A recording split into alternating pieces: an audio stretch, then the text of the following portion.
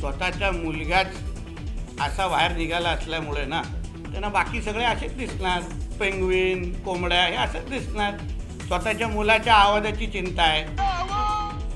त्यांची प्रकरणं बाहेर काढत असल्याचा राग, उद्धव ठाकरेंच्या टीकेला नितेश राणेंचं जोरदार उत्तर.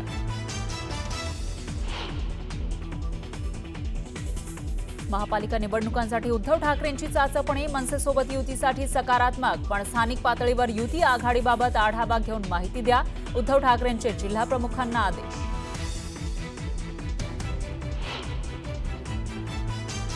शरद पवारांसोबत जाताना नगरसेवकांना विचारलं होतं का युतीसाठी दबावाचं राजकारण करू नका, संदीप देशपांडेंचा उद्धव ठाकरेंवर पलटवार. 2 पावलं चालताना होते धडपड, वारशाच्या गप्पा आणि पुकाची बडबड, कमान किल मीच्या विधानावरून शिवसेनेची व्यंगचित्रातून उद्धव ठाकरेंवर बोचरी टीका. खरी शिवसेना एकनाथ शिंदेंचीच, मुंबईतील कार्यक्रमातून अमित शहांचा उद्धव ठाकरेंवर शरसंधान. प्राथमिक शिक्षणामध्ये 3ऱ्या भाषेच्या मुद्द्यावरून मनसे आक्रमक, हिंदी सक्ती होऊ देणार नाही, मनसेकडून राज्यव्यापी आंदोलनाचा इशारा. स्थानिक स्वराज्य संस्थांबाबत अजून निर्णय नाही, मात्र मवियानं एकत्र लढावं असा विचार, तर काँग्रेस आणि शिवसेनेसोबत चर्चेनं निर्णय घेऊ, शरद पवारांचं भाष्य. बोल बच्चन भैरवींना मी उत्तर देत नाही, कालच्या जाहीर सभेतून ठाकरेंनी केल्या टीकेचा फडणवीसांकडून समाचार.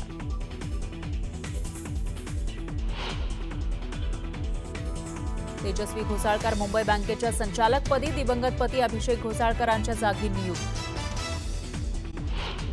तर राज ठाकरेंना आपल्या सोबत घेण्यासाठी एकीकडे उद्धव ठाकरे सकारात्मक आहेत, तर दुसरीकडे एकनाथ शिंदे सुद्धा पडद्यामागून राज ठाकरेंच्या संपर्कात आहेत. राज ठाकरेंना सोबत घेतल्यामुळे या दोन्ही नेत्यांचा नेमका कोणता फायदा होणार आहे ते आपण बघूयात ग्राफिक्सच्या माध्यमातून. एकीकडे उद्धव ठाकरेंकडून प्रयत्न सुरू आहे, ठाकरे ब्रँडचं वलय वाढणार आहे जर उद्धव ठाकरेंसोबत राज ठाकरे गेले तर,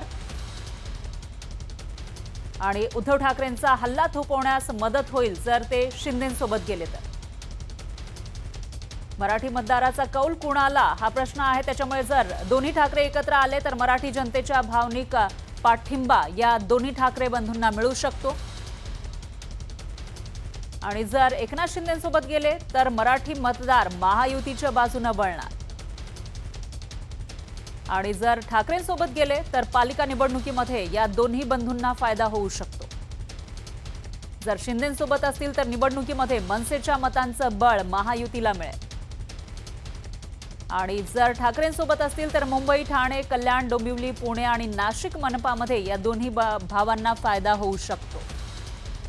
शिंदेंसोबत असतील तर मुंबई, ठाणे, कल्याण, डोंबिवली, पुणे आणि नाशिक मनपामध्ये महायुतीला फायदा होऊ शकतो, शिंदेंच्या शिवसेनेला फायदा होऊ शकतो.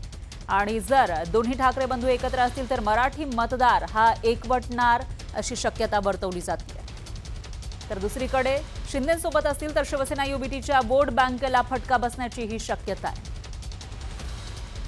तर आपण बघितलेलं आहे कशा पद्धतीने परिणाम होऊ शकतो, कशा पद्धतीने फायदा होऊ शकतो. दरम्यान राज ठाकरेंना सोबत घेण्यासाठी उद्धव ठाकरे आणि एकनाथ शिंदेंमध्ये चढाओढ लागली असली तरी मनसेच्या स्थापनेपासूनच्या आजवरच्या कामगिरीवर नजर टाकल्यास चित्र काही वेगळंच असल्याचं आपल्याला दिसतंय. हे चित्र नेमकं काय आहे, कसा परफॉर्मन्स राहिलेला आहे मनसेचा आतापर्यंत ते आपण बघतोय. 2006 ते 2009 या काळामध्ये महानगरपालिकेमध्ये 12 नगरपालिका इथं जागा मिळवलेल्या होत्या, नगरसेवक निवडून आलेले होते मनसेचे, आणि जिंकलेल्या जागा आहेत 45. या काळामध्ये 12 नगरपालिकांमध्ये 45 नगरसेवक हे निवडून आले होते मनसेचे, आणि मतांची टक्केवारी होती 5.87%. 2006 ते 2009 ची ही टक्केवारी आपण बघतोय. त्याच्यानंतर 2009 ते 2014 महानगरपालिका 24 महानगरपालिकांमध्ये नगरसेवक जिंकून आलेले होते मनसेचे, आणि नगरसेवक एकूण 162 जिंकून आलेले होते, म्हणजे 100च्याही वर नगरसेवक मनसेचे निवडून आलेले होते. आणि मतांची टक्केवारी 12.43% इतकी होती, म्हणजेच मोठा टप्पा गाठण्यामध्ये मनसेला मदत मिळालेली होती. आणि या काळामध्ये मनसेची सर्वोत्तम कामगिरी आजवरची राहिलेली आहे 2009 ते 2014 या काळात. त्याच्यानंतरचा पुढचा टप्पा आपण बघतो 2014 ते 2019. याच्यामध्ये महानगरपालिका 21 ठिकाणी मनसेचे नगरसेवक निवडून आले होते आणि टोटल जागा जिंकल्या होत्या 26. म्हणजेच परफॉर्मन्स थोडासा खाली आल्याचं दिसतंय. त्याच्यानंतर मतांची टक्केवारी आपण बघितली तर 3.56%, म्हणजे खूपच कमी टक्केवारी ही होती. मतांची टक्केवारी घसरलेली होती 2009च्या आधीची किंवा त्याच्यानंतरची आपण तुलना केली तर मतांची टक्केवारी एकूणच घसरल्याचं आपल्याला पाहायला मिळत आहे. सुरुवातीला एक मोठी बातमी आहे राजकीय वर्तुळात. शिवसेनेच्या वर्धापन दिनाच्या कार्यक्रमात कार्यकर्त्यांना संदेश देण्यासोबतच उद्धव ठाकरेंनी एका संवेदनशील विषयावर भाष्य केलं. हा विषय आहे दोघा ठाकरे बंधूंच्या युतीचा. कोणतीही मोठी निवडणूक आली की ठाकरेंच्या मनोमिलनाची चर्चा अगदी फिक्स असते. यावेळीही तसंच होतंय. पण आता पालिकेच्या तोंडावरही दोन्ही भावांच्या एकत्र येण्याची तुफान चर्चा आहे. ही चर्चा कोणतं वळण घेणार हे जरी ठाऊक नसलं तरी उद्धव ठाकरेंनी आपल्या भाषणातून युतीची दिशा स्पष्ट केली आहे.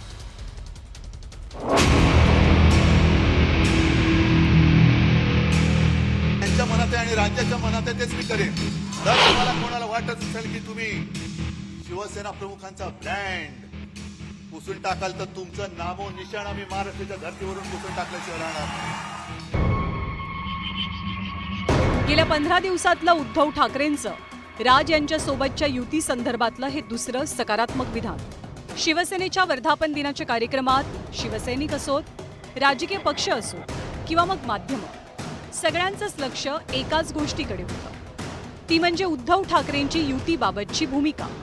आणि लोकांच्या मनातली ही भावना लक्षात घेत उद्धव ठाकरेंनी अगदी चाणाक्षपणे या युती संदर्भात सकारात्मक उल्लेख करत राजकीय पटलावर दोन भावांच्या युतीच्या बाबतीत स्मार्ट खेळी खेळली आहे.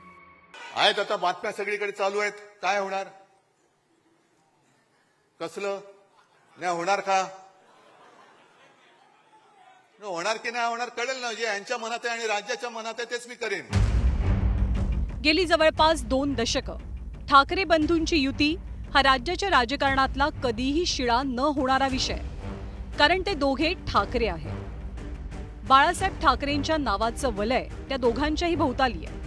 मराठी माणसाचं ठाकरे आडनावाशी एक भावनिक नातं आहे. थोडक्यात ठाकरे केवळ एक कुटुंब नाहीत तर तो एक ब्रँड आहे.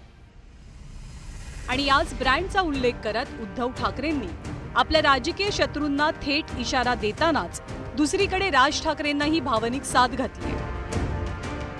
जर तुम्हाला कोणाला वाटत असेल की तुम्ही शिवसेना प्रमुखांचा ब्रँड पुसून टाकाल तर तुमचं नामो निशाण आम्ही महाराष्ट्राच्या धर्तीवरून पुसून टाकल्याशिवाय राहणार नाही. नामो निशाण पुसून टाकू आम्ही भाजपचं या महाराष्ट्रातून. आणि आज तर मी तयारीने उभा आहे. आता ठाकरेंनी डरकाळी फोडल्यावर ज्यांच्यावर त्यांनी निशाणा साधला त्यांच्याकडनं खरपूस प्रत्युत्तर आलं नसतं तरच नवल. ठाकरेंच्या इशाऱ्यांवरती फार काही बोलण्यापेक्षा मुख्यमंत्र्यांनी काहीशी खोचक टिप्पणी केली. शिवसेनेचा ब्रँड पुशाला आले तर तुमचं नामोनिशाण विकून टाकेल. येताना अँब्युलन्स घेऊन जाताना नार्वे होऊन झाला तर उद्धव ठाकरे म्हटलं. साहेब बोल बचन भैरवी मी उत्तर देत नाही. उद्धव ठाकरेंचं एक वक्तव्य आलंय, पुन्हा एकदा जे जनतेच्या मनामध्ये आहे तेच होईल. मात्र मालकाचे लोक मराठी माणसं एकत्र येऊन जाण्याचा प्रयत्न करत नाही. पुन्हा सांगतो, बोल बच्चन याला मी उत्तर देत नाही. हे बोल बच्चन आहेत, याला उत्तर मी देत नाही. हिंदुत्व आणि मराठी माणसाशी विश्वासघात केल्यामुळे आपण पाहताय किती आगतिक झालेत, किती उतावेळ झाले, किती लाचार झालेत. युती करता का माझ्याशी, युती करता का माझ्याशी.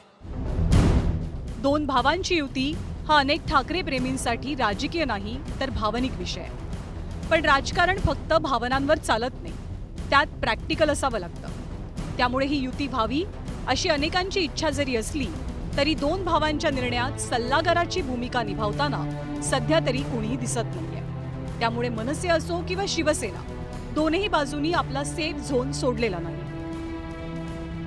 अरे बाबा, तुम्ही जेवढे उतावीळ झाला होतात भारतीय जनता पक्षात घुसायला, तुमचं तुम्ही बघा ना. आम्ही कोणाबरोबर युती करावी दोन भावांनी, हा आमचा प्रश्न आहे.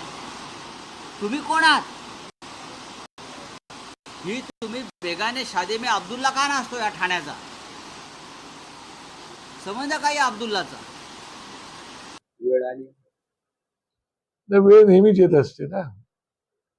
वेळ कधी नसते असते नाही, कुठलीच वेळ कधी वाईट नसते. आणि महाभारतात एक वाक्य आहे, समय बडा बलवान होता है. या वाक्यात बरंच काही अर्थ आहे. पालिकेची यंदाची निवडणूक दोनही ठाकरेंसाठी राजकीय अस्तित्वाची आहे. आपलं अस्तित्व टिकवण्यासाठी आणि वाढवण्यासाठी दोन्ही ठाकरे शिवतीर्थ आणि मातोश्री मधलं अंतर कमी करतात की राजकीय अपरिहार्यतेमुळे त्यांच्या वाटा वेगळ्याच राहतात हे आपल्याला पाहावं लागेल. Bureau report, news 18 Lokmat.